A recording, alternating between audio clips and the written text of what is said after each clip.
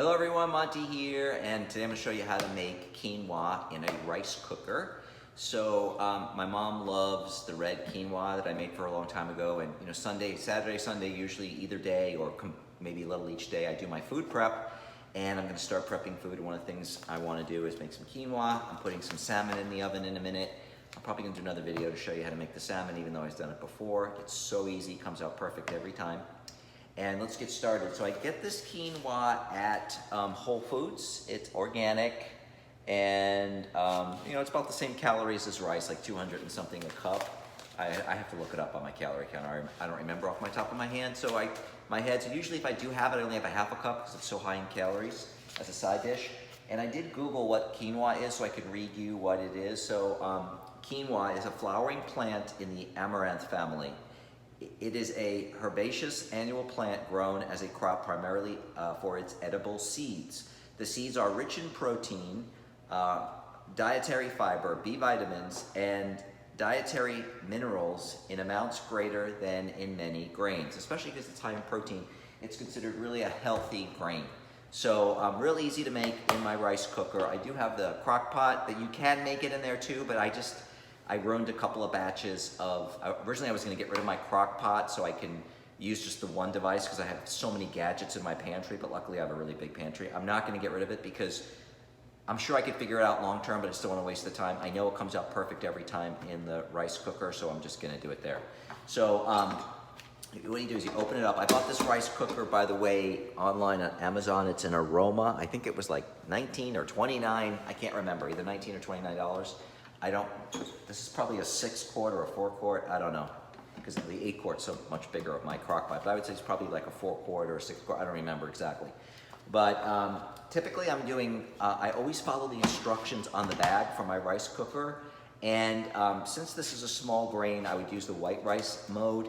If it was like black rice, I would use the brown rice mode on the rice cooker. So what I'm gonna do is I have my cup here. Now, I know that my measuring cup, I'm always measuring everything, pretty much there's a little bit more than 2 cups in a bag. So what I'm gonna do is I'm just gonna open this up. I'm gonna measure, show you how I do this, the 2 cups of the grain. That should be most of the bag, and I'll save it because I'll do this again. So that's 1 cup, 2 cups of the grain. And then I've got my organic chicken broth. I use the Whole Foods 365 brand, the low sodium. And I always like to use chicken broth. I'm blocking the view of you. So anyway, I always like to use the chicken broth because it just gives it a little bit more flavor than water. If I was doing a rice, I'd probably add some garlic powder and some more sea salt, give it a little bit, maybe some pepper to give it a little bit more flavor. But with this, I don't want to, for some reason, I just like using the chicken broth and nothing else with the red quinoa. So anyway, so that's my oven saying it's ready to go. So the instructions on the bag say 2 cups of water per cup of grain. So we're gonna do 4 cups of, since there's 2 cups, we're gonna do 4 cups of the chicken stock.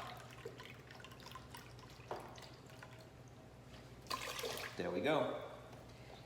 And then what we're gonna do is we're gonna close this, and we're just going to turn it on, and we're gonna hit white rice.